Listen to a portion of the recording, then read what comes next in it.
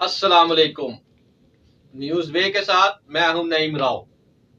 चाहे कितना ही बूढ़ा हो, घर का सबसे मजबूत सतून बाप ही होता है।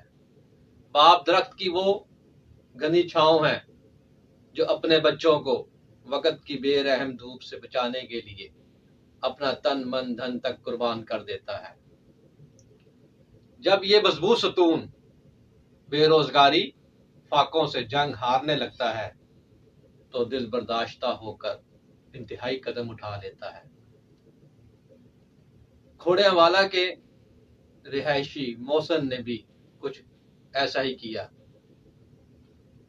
ईद के कपड़े मांगने पर उसने अपने 4 मासूम बच्चों को नहर की बेरहम लहरों के सुपुर्द कर दिया।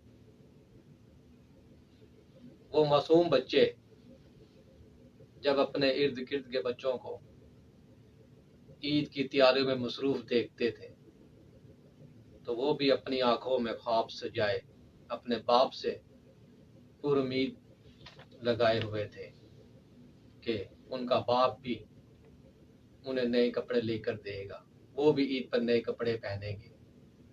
मगर उन्हें क्या मालूम था कि उनका मजबूर बाप बेरोजगार है, रोटी के लाले पड़े हुए हैं, वो नए कपड़े कहाँ से लेकर दे।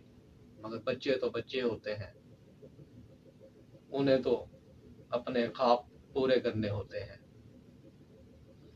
बाप अपने बच्चों के ख्वाब पूरे भी करते हैं, मगर हालात उसको इस कदर मजबूर कर देते हैं कि वो इंतहाई कदम उठा लेता है। मोहसिन ने जो कदम उठाया वो सफाकियत की इंतहा है। 4 मासूम बच्चे जब अपनी तोतली जुबान में उससे कपड़े मांगते होंगे तो कितने अच्छे लगते होंगे, मगर बाप करे भी तो क्या करे। घरेलू हालात से तंग आकर बीवी भी रोज झगड़े करती। कहते हैं कि शौहर की गुर्बत में ही बीवी की वफा का पता चलता है।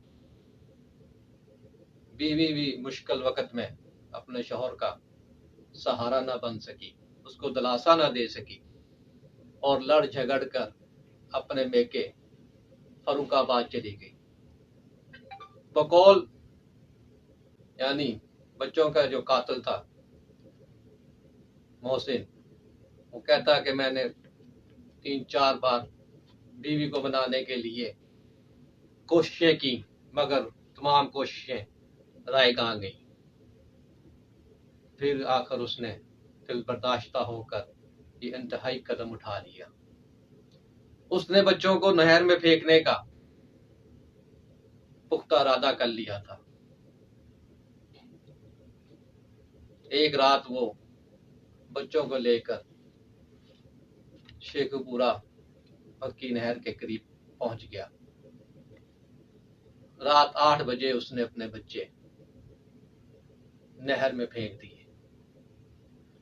शायद रात का वक्त उसने इसलिए चुना हो कि वो नरम ना पड़ जाए। जुल्म की इंतहा तो है ही है। जालिम शख्स ने अपने बच्चे किस हौसले से नहर में फेंक दिए, ये बहुत बड़ा सवालिया निशान है।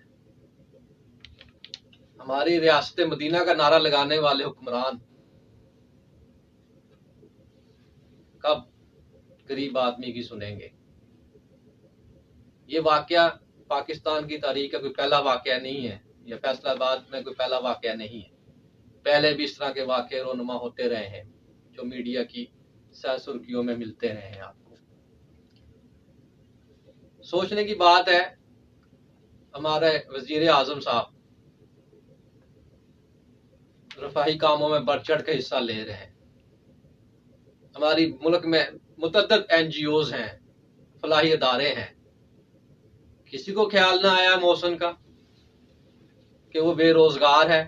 लॉकडाउन कोरोना के बायस बहुत से ऐसे बेरोजगार हैं जिनकी तरफ तवज्जो देने की जरूरत है।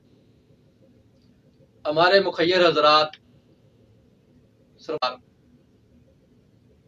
بس یہی سمجھتے ہیں کہ مالی امداد کے مستحق صرف بیوہ ہے یا یتیم ہے۔ حقدار ہیں یہ بھی لوگ، لیکن خدارا جو غریب ہیں بے شک وہ روزگار پہ آ رہے جا رہے ہیں،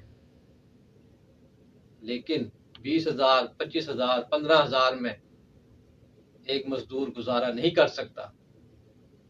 ہم یہ سوچ لیتے ہیں کہ یہ نوکری پر جا رہا ہے، ہم بیوہ کی تلاش میں ہوتے ہیں، ہم یتیموں کی تلاش میں ہوتے ہیں، مگر وہ بیچارہ بے بس سویا ہوتا ہے۔ ہمیں ان کی طرف بھی توجہ دینی پڑے گی۔ 15-20 ہزار والے ملازم کا گزارا ناممکن ہے ریاست مدینہ میں۔ وزیر اعظم صاحب، آپ کے احساس پروگرام اور دیگر جو بھی پروگرام آپ کے چل رہے ہیں، ان کی افادیت تبھی ہوگی جب ایک عام آدمی ایسے انتہائی اقدام اٹھانے سے گریز کرے۔ کاش کہ یہ واقعہ پیش نہ آیا ہوتا، کاش کہ کوئی محسن کی مشکلات حل کرنے اس کے بچوں کو نئے کپڑے دلا دیتا، تو آج 4 معصوم پھول اس دنیا سے مرجھا نہ جاتے۔ اللہ حافظ۔